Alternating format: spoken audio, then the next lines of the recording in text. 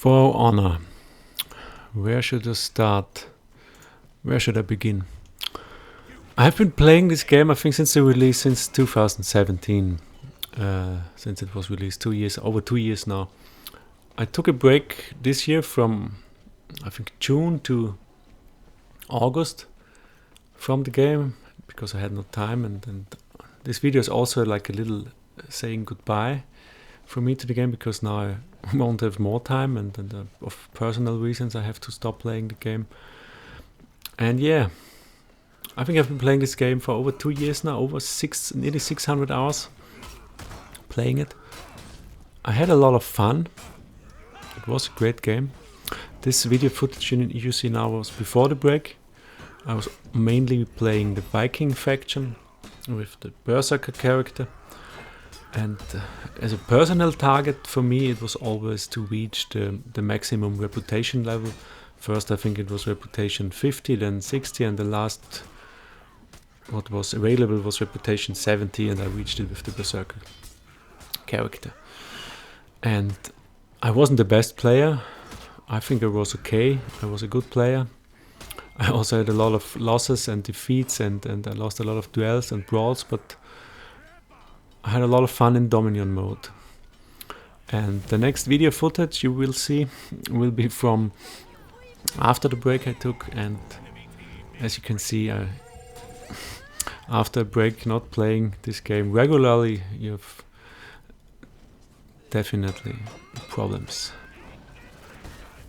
At least I have problems. Maybe also the new hero, the Jormungandr, or I don't know what he's called, is a little bit overpowered, but yeah, that's another thing. For me, For Honor has always been a fun game, but it also has always been how would you describe it, a love-hate relationship. Because for me, the main focus on this game was also about winning. If I didn't win a game, I had to play again and again until I won. So for me, it was always a bit, I don't know how the other players are, but for me it was a little bit focused on winning. And as I read a comment on YouTube on another video, one guy wrote, "For Honor is shit and sucks, except when I'm winning. When it's great, then it's great and super fun." And I think there's a lot of truth in this sentence, because if you don't, or at least if you don't win, you have to play another round until you win. At least for me it was so, at least in Dominion mode. In the other modes, it's, I think, probably the same. The duel modes, yeah, one-on-one, they were also great. I liked them a lot, but I mainly played Dominion mode. I didn't focus so much on the duel mode. I just played this one ranked duel better, I think, until I gained this golden horns for the Berserker. Until I unlocked this, you had to win one round of this ranked duel, and I did that.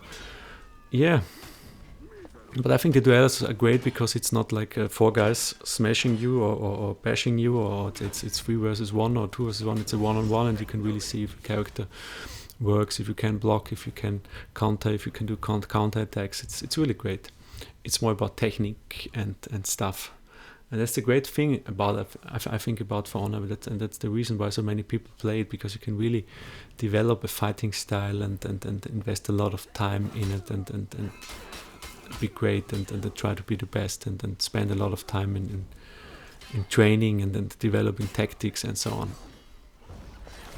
But I think it's still, the funny thing about For Honor is that it's really a love and hate relationship, and maybe not also for me, because you can see from the community a lot of people are saying it's a shit game and it's bullshit and who wants to play it, and it's broken and characters are not balanced. Yeah, there's also some truth in it that characters aren't also well balanced, but I think it's just the reason because it's so many characters. And Dominion mode, there you can see this extremely, because there's so many characters playing and fighting against each other, and I didn't count them, I have to say, but I think it's over 20 characters or something. It's crazy, and from all factions.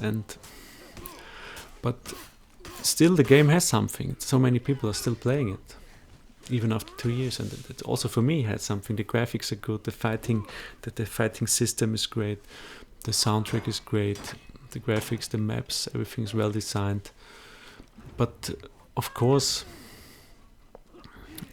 there are some bad things, and the community isn't always so good, as you could see now in the next few seconds in this next video sequence.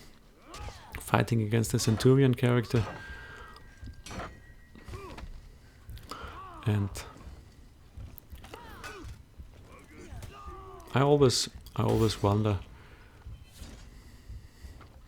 who is playing on the other side, because some are really like, I don't know, ganking and having fun and dancing and I don't know, bashing or rubbing salt into the wound. So it's not always so great and always such a good game, but it's yeah,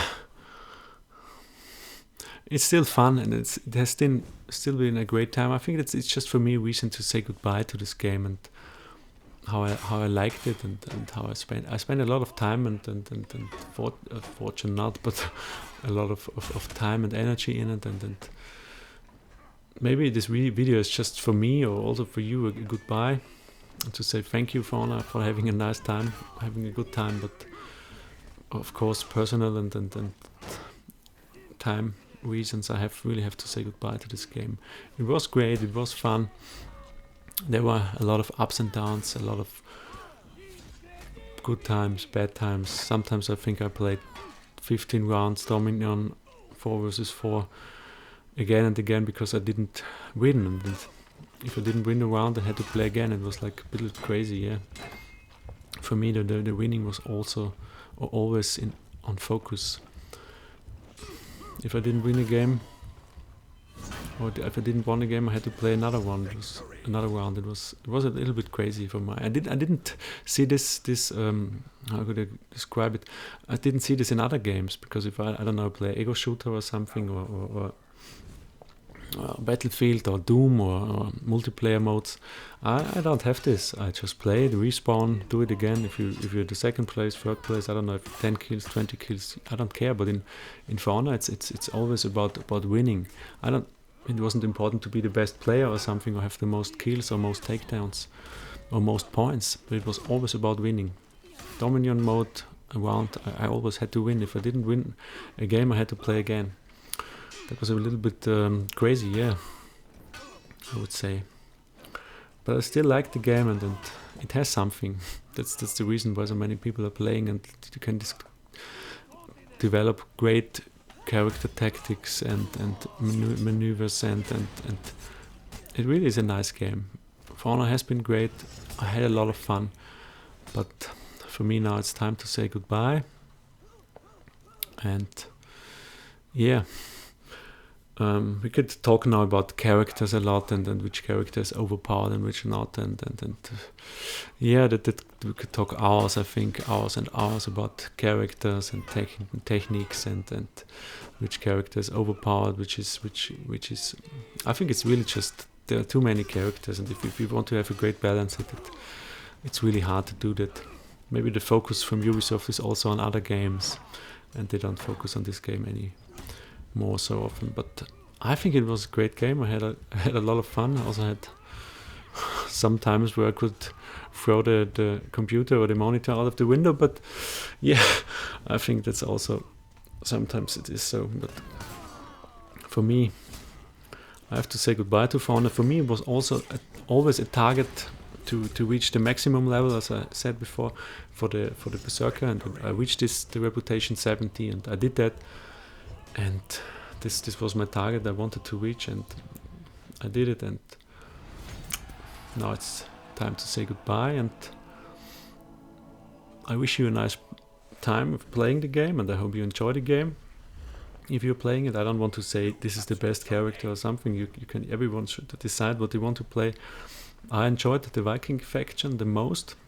I played the most with the Berserker, of course, but also with the Warlord, the Valkyrie, and the Raider, but the Raider is in my opinion overpowered. There's still the Centurion and the other characters, like the new hero from the Vikings faction is overpowered. The Jormungand, Gaudir, I don't know what's called, and the Centurion and Warden, in my opinion, is all also still overpowered, but maybe it's just a personal opinion.